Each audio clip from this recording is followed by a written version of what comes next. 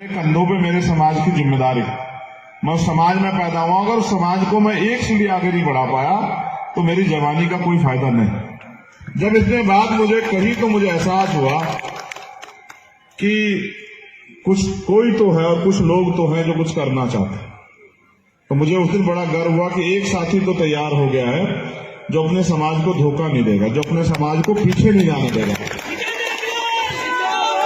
एक साथी तो तैयार हो गया है जो समाज के मान सम्मान के लिए कुछ भी कर गुजरेगा, जो इस समाज को झुकने नहीं देगा। आपने देखा भी होगा, एक समाज के छोटे भाई का अपमान हुआ तो इसका कार्य भी देखा उसमें, मैंने भी देखा वहां बैठ के। मैं मना करता रहता हूं, गुस्सा अच्छा नहीं होता, मगर ये उस दिन गुस्सा हो गया, फिर चला गया। फिर मैंने कहा कि ठीक है यार, कभी कभी स्वाभिमान सम्मान की लड़ाई में प्रदर्शन भी करना पड़ता है कि सामने वालों को एहसास हो। राजस्थान में तो बहुत वीडियो बनती है, जबरन वीडियो बना बना के प्रदर्शन करते हैं कि देखो ये तुम्हारे समाज के हालात है। खैर छोड़ो, उनका एक काम, सुधर जाएंगे। एक और बहादुर शेर जो है, जिसकी मैं प्रशंसा जितनी करूं कम। पहली बार मैं झूठ नहीं बोलता हूं, दूसरी बात मैं चापलूसी नहीं करता हूं। अगर ये गलत होते मैं दोनों के लिए नहीं बोलता। देखो मैं साफ आदमी, मैं समझता हूं आने वाले 5 साल में, मैंने आज अपने साथियों से भी कहा था, फिर दोहरा रहा हूं, एक ऐसा राष्ट्रीय लीडर जिसकी छांव में समाज अपने आप को जैसा पिछले 100 साल में सुरक्षित महसूस नहीं किया, महसूस करेगा, मेरी गारंटी है, याद रखना। और मैं आपको ये नहीं कह रहा हूं कि इसको नेता मैं बना रहा हूं, नहीं, वो अपने काम से नेता बन रहा है। आज अगर मुझे दिल्ली में जरूरत होती है ना, मुझे कोई समस्या होती है तो मैं इनको फोन करता हूं कि भाई हिमांशु जी एक परेशानी होगी, जरा फोन कर देना। तो वो मुझे सपोर्ट करता है, वो कहता ठीक है भाई हो जाएगा कुछ देर की बात। किसी को छुड़वाना हो, किसी को कुछ करवाना, तो मैं फोन नहीं करता हूं, ये फोन करते हैं। मैं इनको बोलता हूं कि नेताजी जरा मदद करा दो। तो मैं समझ रहा हूं कि नई लीडरशिप पैदा हो रही है और मैंने देखा उसका डेडिकेशन। एक दिन मैंने उसको आजमाया तो मैंने उससे एक सवाल छोड़ा उसके आगे कि कुछ पैसे वैसों का। तो उसने कहा देखो भाई, हमारे नेता ने हमें बिकना नहीं सिखाया, तो जब हमारे नेता ने नहीं सिखाया तो हम लोग तो नहीं बिक सकते हैं। तो मुझे ये भी कंफर्म हुआ कि नहीं, एक और तैयार हो रहा है। तो मैं यही नोटिस कर रहा हूं क्या तैयार हो रहा है। अब मैं आपको कुछ बताता हूं, ये दोनों शख्स, इतिहास इनको याद रखेगा, मेरी बात को याद रखें। मैंने मानवर दीननाथ वाल्मीकि जी को पढ़ा, वो यहीं पैदा हुए और उनकी वजह से मान्यवर काशीराम साहब मूवमेंट में आए। मैं उनको गुरु का दर्जा देता हूं, क्यों? क्योंकि मान्यवर काशीराम साहब को उन्होंने दिशा दिखाई, वरना काशीराम साहब तो अपनी जिंदगी जी रहे थे क्लास 1 के अफसर होकर। मैंने ओम प्रकाश वाल्मीकि जी को पढ़ा, आप में जिसने पढ़ा तो मेरी रूह तक हिल गई जिस दिन मैंने उनके संघर्ष को, उनके जीवन को पढ़ा, उनके किस्से को पढ़ा। जब मैंने उनके दर्द को पढ़ा, वो मेरे यहां मुजफ्फरनगर के रहने वाले थे, बगरा। और एक कहानी जब मैंने उनकी पढ़ी ना, तो मैं सिसक गया, क्योंकि मैं भावुक आदमी हूं। अपने लोगों को अन्याय अत्याचार में देखा मैंने, तो मुझे तकलीफ होती है। मैं अपने समाज के दर्द को अपना दर्द समझता हूं, अपने दर्द को तो मैं कुछ नहीं समझता हूं, क्योंकि मैं समझता हूं तो आता जाता रहता, वो कुछ नहीं होता है। मैंने जब उनकी किस्से और उनकी जीवनी पढ़ी, उनकी आत्मकथा, झूठन के रूप में उनकी कहानियां पढ़ी, तो मुझे तकलीफ हुई कि हम कहां थे और आज हम कहां। आप एक बार महसूस करके देखो कि अब से 100 साल पहले हम लोग कहां थे। क्या हम पे मंच था?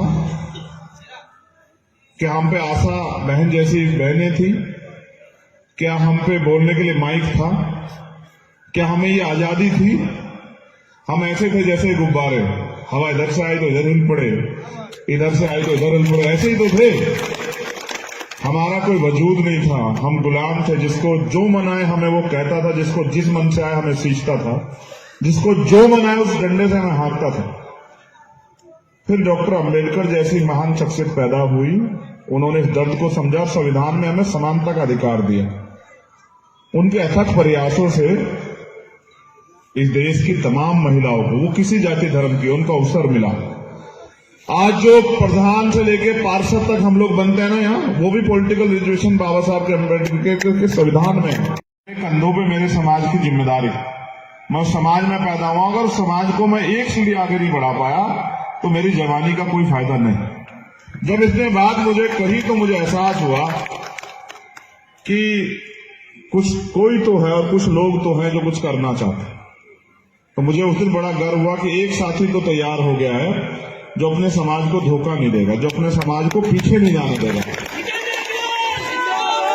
एक साथी तो तैयार हो गया है जो समाज के मान सम्मान के लिए कुछ भी कर गुजरेगा, जो इस समाज को झुकने नहीं देगा। आपने देखा भी होगा, एक समाज के छोटे भाई का अपमान हुआ तो इसका कार्य भी देखा, उसमें मैंने भी देखा वहां बैठ के। मैं मना करता रहता हूं, गुस्सा अच्छा नहीं होता, मगर ये उस दिन गुस्सा हो गया, फिर चला गया। फिर मैंने कहा कि ठीक है यार, कभी कभी स्वाभिमान सम्मान की लड़ाई में प्रदर्शन भी करना पड़ता है कि सामने वालों को एहसास हो। राजस्थान में तो बहुत वीडियो बनती है, जबरन वीडियो बना बना के प्रदर्शन करते हैं कि देखो ये तुम्हारे समाज के हालात है। खैर छोड़ो, उनका एक काम, सुधर जाएंगे। एक और बहादुर शेर जो है, जिसकी मैं प्रशंसा जितनी करूं कम। पहली बात मैं झूठ नहीं बोलता हूं, दूसरी बात मैं चापलूसी नहीं करता हूं। अगर ये गलत होते मैं दोनों के लिए नहीं बोलता। देखो मैं साफ आदमी हूं,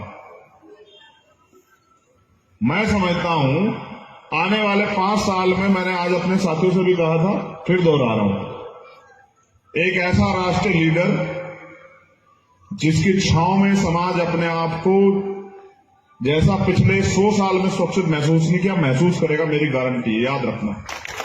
और मैं आपको ये नहीं कह रहा हूं कि इसको नेता मैं बना रहा हूं, नहीं, वो अपने काम से नेता बन रहा है। आज अगर मुझे दिल्ली में जरूरत होती है ना, मुझे कोई समस्या होती है, तो मैं इनको फोन करता हूं कि भाई हिमांशु जी एक परेशानी होगी, जरा फोन कर देना। तो वो मुझे सपोर्ट करता है, वो कहता है ठीक है भाई हो जाएगा, कुछ देर की बात। किसी को छुड़वाना हो, किसी को कुछ करवाना, तो मैं फोन नहीं करता हूं, ये फोन करते हैं। मैं इनको बोलता हूं कि नेताजी जरा मदद करा दो। तो मैं समझ रहा हूं कि नई लीडरशिप पैदा हो रही है, और मैंने देखा उसका डेडिकेशन। एक दिन मैंने उसको आजमाया, तो मैंने उससे एक सवाल छोड़ा उसके आगे कि कुछ पैसे वैसों का। तो उसने कहा देखो भाई, हमारे नेता ने हमें बिकना नहीं सिखाया, तो जब हमारे नेता ने सिखाया तो हम लोग तो नहीं बिक सकते हैं। तो मुझे ये भी कंफर्म हुआ कि नहीं, एक और तैयार हो रहा है। तो मैं यही नोटिस कर रहा हूं क्या तैयार हो रहा है।